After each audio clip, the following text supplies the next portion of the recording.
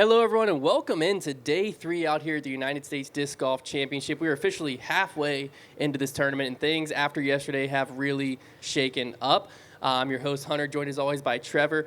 Brief reminder, we're not covering the Throw Pink Women's. We're just covering the United States Disc Golf Championship here because when we record this versus when we post this, round 3 is already going on out there. So let's just kick it off with a little day 2 recap for you. Joel Freeman was able to hold on to a one-stroke lead with a 9 under par yesterday. We also had Kyle Klein still in second. He also was able to fire off a second straight 9 under. Sullivan Tipton sits in third place, and Bradley Williams was able to get a hot 10 under par round out there and has snuck onto the lead card. Let's just look back at Joel Freeman here, because I feel like yesterday we were saying, you know, is he able to go wire to wire? We weren't sure. We knew he had the talent. We knew this course fit him. He really came out and just held his own with that leadership position. 3 under front 9, 6 under back 9, a lot more balanced round than what we saw day 1. He had 2 bogeys, and he only putted 71% from C1X, which means he left some strokes out there still. Yeah, still a throws tournament at the end of the day, and I think what we saw yesterday was bad news for that chasing group, which was the leaders were able to continue their push. Anybody in that pack that was 4 or 5 shots off the lead, we're probably hoping that some of those guys, particularly Joel and Kyle, would, hold up a little bit, maybe kind of keep their position where it was, but they were able to push with another hot round in round 2, and that means that their lead has just kind of extended itself. We did see Joel have a little more success on that front 9 yesterday, but the theme has continued to be that back 9 is just getting attacked by the leaders. That's where they're finding a lot of their scoring to be done. He's getting a lot of momentum on that back 9, and so far the putting hasn't had to be there. He's just generating a ton of chances. Yeah, now Kyle Klein's round also looked balanced out there. 4 under front 9, 5 under back 9. If you remember day 1, what we were looking at was he left a ton of strokes. It felt like in OB shots, putting green, all of that. He still left some strokes out there. He had a bogey on 2, a double on 12, but this is crazy. He picked up a lot of strokes with a 71% Circle 2 putting percentage, and sometimes that can be a fraud stat when guys just don't make that many Circle 2 putts. He hit 5 of them yesterday. A lot of them were 38-footers, so just outside, right on that border. Still a long putt, and he was still draining those. It's a very quick way to have a hot round in disc golf is to make that many Circle 2 putts, because not only is that just going to automatically improve your score, but your round is just going to have a completely different attitude when you're essentially stealing strokes from the course over and over again. It's, the difference between, I'm probably going to make par to stealing a birdie, or even bigger situation when you're trying to save your par and you're able to grab it. Anytime you have a Circle 2 putt going, that's just a huge addition to your game, and it's going to lead to a lot of success on this course. Yeah, I mean, you look at Kyle's round yesterday, and it was just really solid, played well in the front and the back. You're seeing a lot of those leaders, nobody's really getting out of there unscathed, but a lot of the guys that are having success out there are maybe just having 1 or 2 holes that they struggle on, minimizing the damage everywhere else, and then just covering it up with a lot of blue on that UDisc scorecard. Yeah, and it seems like every year the guys in the lead are the ones who are feeling really confident from Circle 2, because especially as we get into moving day to day and into that final round, there's going to be some serious putts from 50 feet, 40 feet with a lot of pressure, and those can be real momentum builders or pump the brakes on your entire tournament. So for Kyle to already have some of that confidence going, obviously you don't want to have to make a lot of those putts, but when you do, and this is the type of course that just by nature, you're going to have a lot of looks, I feel like, from C2, and it's a lot of dangerous looks because OB out here is tight, these greens are tricky. So when you have a day like yesterday where judging by the stats, I'm sure he was feeling like everything he's throwing up from Circle 2's going in. That's a huge confidence boost going into today. If he can keep that going over the next 2 rounds, you really got to like his chances out here. Yeah, well, and a lot of that lead card really is going to control their destiny, especially Joel and Kyle. When you talk about the conditions just aren't really changing. We saw them able to succeed from the pin change from day 1 to day 2. Didn't make any difference. We didn't really expect it to. So at this point, it's their tournament. They can continue to coast out at this pace, and they're probably going to win. It's going to be up to them to kind of hit the brakes on their tournament, because so far we've seen that 10, 11, that's really as hot as anybody's going. It's going to be tougher to get any better than that. So if they can just keep staying high single digits into the double digits on their rounds, then they're going to win this event. It's going to take a miracle for somebody to catch him at that pace. But, all it takes is a little slip up, and there will be plenty of people waiting to get back into it. Oh, absolutely. And the other big storyline I feel like from lead card yesterday was Sullivan Tipton. Yeah. A guy that, I feel like you've heard his name once or twice, but he's not a household name yet. He came out the gates, lead card, at a major. There's a lot of pressure with that. Gallery out here was very sizable for a Friday, to be honest with you. I feel like this event has been better and better attended every year, and this year's no different. 1 over through 6. Very slow start. He's probably feeling, this is not how he wanted things to go. You start to feel out of it, but it can all change so quick out here, and that's what happened for him on hole 7. Low forehand, skips up, straight into the chains for an ace on 7, and that turned his entire round around. So 1 over through 6, ended up finishing 8 under. Yeah. Huge momentum shift there. And what you got to like about that is now he's faced it. Mm-hmm. He's had the slow start in front of lead card. He's had the DGN coverage with him. He's had the Jomez cameras. He's felt all of that yesterday. So now he's coming in hopefully a lot more comfortable because he's like, I just proved to myself I can compete in this situation. And now you're coming in with all of that experience and obviously a great back nine to finish This it out. course, it really does require a jump start. Almost nobody comes out of the gate just scoring immediately. And, that's why we mentioned before, a lot of people find that jump start on hole 10, getting the eagle there. An ace is one heck of a way to do it. But it almost does require that spark to kind of get your round going. And then you see kind of people turning it up a little bit. You look at Sullivan Tipton's season, it's actually quite interesting because he hasn't necessarily played a full touring season, but top 25 at DDO, then you've got a top 25 at Preserve.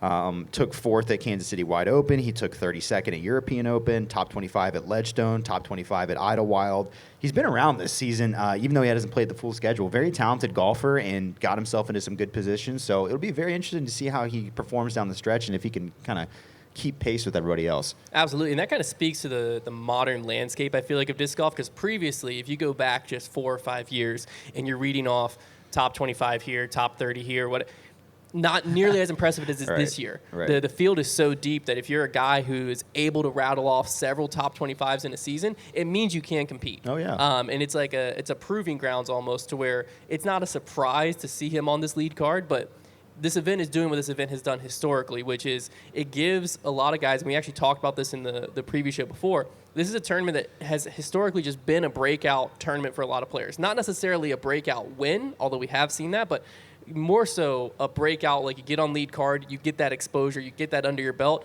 and you do it on a course that requires you to think, and it's so hard that when you get to other courses and you get on lead card, not only have you felt the pressure before, chances are you're not having to think as much, so it almost feels easier. So doing it on the biggest stage like this is a great career moment for Sullivan Tipton here. It's great to be happening to him, and hopefully he's able to hold on to that lead card spot because there's a lot of guys on chase card and third card that are going to be charging. Oh, yeah. We talked about that clump yesterday that we felt like, hey, these guys are dangerous. Some of them dropped off. A lot of them didn't, though. So we actually, the chase card today, we have Simon and Adam Hammond sitting at 14 under and Chris Clemens and Matty at 13 under. These 4 players are definitely going to be in the hunt. Chris Clemens is a guy that was brought up in the previous show because he always plays solid out here. Yeah. 2 under day 1, hot round of 11 under yesterday, and that's how quick things can change. Oh, yeah. He did exactly, we talked about Ricky at that 2 under mark. We'll talk about Ricky in a second, but we talked about Ricky at the 2 under mark, and we said basically you had your bad round. Mm-hmm. 2 under obviously is not a bad round out here, but if you're trying to win, you've had your bad round. Oh, you yeah. can't do it again. And that's what happened with Chris Clemens. He had his 2 under, fired off an 11 under, and now chase card He's really back, in yeah. the mix. Absolutely, yeah. You look at that chase card, and that's certainly a very dangerous group there. Adam Hammond is proven winner on tour this year. Same with Simon Lizotte. Clemens is very dangerous at this course. It'll just be a matter of if he can keep his momentum going. And then Matty, obviously, he's always going to be around. I think we all knew he would be sitting in the top 5 at the end of this event, and it's looking that way already. But then you have just behind them, you have 2 former winners of this event, and James Conrad and Chris Dickerson just sitting right there as well. So there are still plenty of dangerous players that if the league cannot continue to push today, they will have every opportunity to get right back into this thing, and it's certainly all on the table with 2 rounds to play. Now, I don't want to jinx it, but I'm going to jinx it. Okay. It feels like we might have a perfect weather USDGC. which is a rare thing. Yeah. But, I mean, if we're looking at the weather today, high 74, a little cooler than yesterday, still plenty warm, though. The winds don't seem like they're ever going to get too high. Yeah. We've seen winds get kind of crazy out here years past. It doesn't feel like they're going to be that much of a factor. They might be a little bit more of a factor today than yesterday, but nothing crazy. And then tomorrow is looking like 67 and sunny, which is like perfect. Yeah. Perfect temperature. Well, something to mention, too, with that wind, one of the easy ways that players can get themselves back into contention and chase down the leaders is the wind. Yes. Sometimes those morning tee times have less wind, and then it kicks up by the afternoon. Well, we're not really seeing that so far this event. It's just kind of been, very light breeze the whole time, and I think that could be part of the reason that these leaders are able to kind of cling to what they've got is they're dealing with the exact same conditions. Yeah, now, even with near perfect conditions out there, the course is still playing tough. Yeah. Why don't you run us through some of the course stats that are standing out to you? Yeah, honestly, taking a look at the course stats, just looking at yesterday in particular, it surprised me a little bit. I'll ask you first, what hole do you think is playing the hardest yesterday in relation to par? I'll be honest with you. I'm thinking it's. I think it's going to be during that 11, 12, or 13 stretch. I'm going to go with hole 12. So 12 was playing second hardest, 13 was close. playing third hardest, so that stretch is there. But hole 3 actually playing the most difficult. That's actually not that surprising when it's all said and done. I was watching that. It's just so hard to birdie. It's so hard Yeah. because really it requires you to challenge the OB so much if you want to bring birdie into play, and that instantly brings bogey into play or a par. And then if you throw a little bit of a safer shot and you fade over to the right, now you're so pinched off with the angle to the green that it sounds surprising, but it really isn't if you think through that hole. Yeah, I think it's just the lack of birdies on that hole is really just evident there. But yeah, you 12 and 13 playing super difficult, obviously, on that stretch. 18 also playing difficult. Mm-hmm. Hole 2 playing pretty tough as well. Another one that's just so hard to birdie in that new layout they have. Those are all the holes that are averaging over par. The holes that people are birdieing the most and scoring the best on so far this tournament, hole 10 playing the easiest, obviously, with that eagle in play. And when people are laying up, it's a pretty easy to get that birdie. Hole 9 is the second easiest hole. So I think that is showing to be the key stretch in your round right now because, you get off of a slightly scoreable stretch. I would say 5, 6, 7 can be pretty scoreable. 8, super tough hole. But then 9 and 10 are that jump start you need getting into that back 9. And those are playing easy, respectively. 16 playing pretty easy this year, the fourth easiest hole from yesterday. And I thought that was kind of interesting because I feel like in the past that hole can play pretty difficult, but I think this year maybe it's the removal of the mozzarella sticks, but it's getting shredded a little bit. That it is, and the moving day out here really could make things very interesting. Like we had said, Chris Clemens we saw jump way back up into the mix. What players are you expecting today to see make big moves out there? Honestly, the one that jumps out the most to me is probably Simon Lizotte. I feel like this is his opportunity to really get himself into the mix and challenge for a major. I think that card is going to have a lot of energy on it. There'll probably be a ton of spectators for it, so I would expect Simon Lizotte to be on that list. Matty, I think, is going to just keep hanging around. I think he'll be in contention on the final day, so I would also expect him to jump up. Looking down the card a little bit further, I think either Dickerson or Conrad is another guy, but Simon's the one that jumps out for me. I'm going to be honest with you. I don't think these two guys I'm about to talk are going to get themselves in the mix as far as the win goes, but I think they're going to get themselves into contention. I could see at least one of them making the move to chase card, which is Aaron Gossage and James Proctor. Gossage has been having a very sneaky, almost quiet, good season, but you got to like the forehand players out here. It's a very weird tournament because it always feels like the forehand guys play well, but we've had so many backhand dominant players end up winning it, which is a weird thing. But I really like Gossage out here. And then James Proctor's game has just been clicking kind of all season long, and both of them are sitting at that 11 under mark. So they're only a few strokes off of chase card, 8 strokes with 2 days to play off the lead. I really like both of their chances where they're sitting. Honestly, what it might come down to is the idea that we see a lot of forehand or backhand dominant players win, and maybe that's just because they have less decisions to make. Maybe it's just a matter of, well, I know what I'm going to throw because this is my shot, and there's less overthinking. That might be some of it. That could definitely be it. So as we're looking at this leaderboard as well, I want to just ask, 2 days in, what player's position, whether good or bad, on this leaderboard surprises you the most? Honestly, I'm really surprised that Ricky has hung on that low down the leaderboard. Same with Calvin. I'm really disappointed in his round 2 performance yesterday. the guys that are up towards, I'm never really surprised to see the names towards the top of the leaderboard just because you always can get hot and have a good weekend. It's more so the ones that are further down the leaderboard that shock me. Expected a better weekend out of Eagle. I wouldn't say he's out of it by any means right now, but definitely expected more out of him. And disappointed in Robert Burge's round yesterday as well. He really looked confident in round one. Obviously was up there at the top of the leaderboard and +1 yesterday. That really shocked me because I thought he was cruising yesterday. Definitely a shocking performance. And then I got to mention Isaac Robinson as well. My pick to win this event just hasn't been able to find it. He did it. He was able to scrape up an okay round one, but yesterday just couldn't find anything, couldn't get it going. Ultimately just taking too many bogeys out there. Yeah, I mean, you basically just hit all the surprising players. So I'll just look for a little bit more of a dark horse pick down here. But I'm going to be honest with you, two guys that I won't say necessarily surprised me, but I thought had potential to do really good here that just aren't playing nearly as good. Kevin Jones, sitting at 2 over par.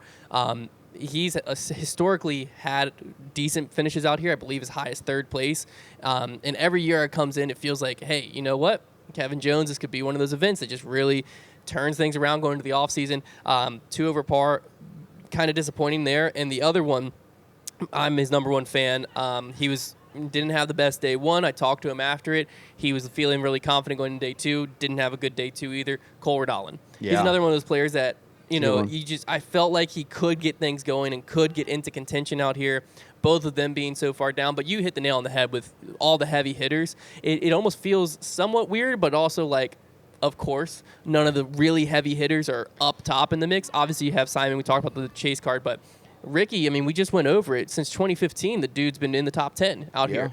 That's not out of reach, but he's going to take 2. I would say, in my opinion, the win's out of reach for Rick now, but top 10's not out of reach for Rick, obviously, but it is going to take 2 very, very solid performances, and Isaac Robinson is in a little bit of a better position, but similar story here for him. I mean, a lot of those players, Kyle Klein and Joel Freeman especially at the top of the leaderboard, and really Bradley Williams I throw in that mix. Sullivan Tipton is playing well, but a little less proven.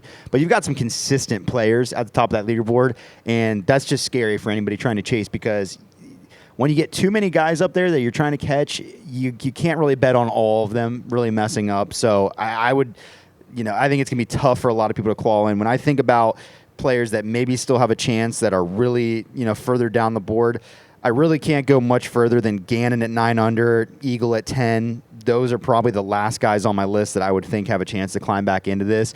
The rest of them, pretty tough to imagine. Yeah, I was going to ask you next what you thought that line was, and I would agree. I think that 9 or 10 under is probably just because so many guys ahead of them are playing so solid, and you can't expect them to mess up. No. This isn't a tournament where, especially with some of the guys who are in the lead, I feel like Joel Freeman's a very get hot, stay hot player. Yes. So you're going to have to catch him. He's not going to bleed too many strokes. Right. I say that, of course, anything can happen out here because you can have one round to change everything. That's what I love about this event is someone who is sitting right now in the lead, who is sitting at that 17, 18 under mark, they could shoot 2 over today. And just like that, bring so many people back into contention. But you can't expect everyone to do that. No. And for some of the guys down there, that's what it would take. So I agree. I think that 10 under mark is, if you're 10 under or better, who was at 9? Was it Eagle at 9? Gannon's at 9. Yeah. Okay, we'll go to 9 just because it's Gannon. 9 under or better, I feel like you can get into it. But you got to be done messing around. Yeah. You can't fire a single-digit round off over the next 2 days. I think they both got to be double digits because realistically, looking at it, it's probably going to be mid-30s if things keep up. The winner is going to be mid-30s under par here. Yeah, it's looking that way. When you look at it from that perspective, it really brings things into the picture here where you're like, what you need to do. If you're at 10 under, you might have to go 12-10 if you want a chance at winning this thing. And very doable, very unlikely. Yeah.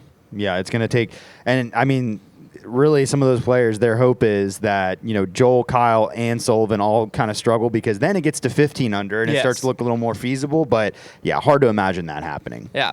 Well, there you have it. That's what happened yesterday and everything to watch going into today. We're in for both the Throw Pink Women's. Obviously, I don't know what all is going on during this round, but Throw Pink Women's and USDGC going into today.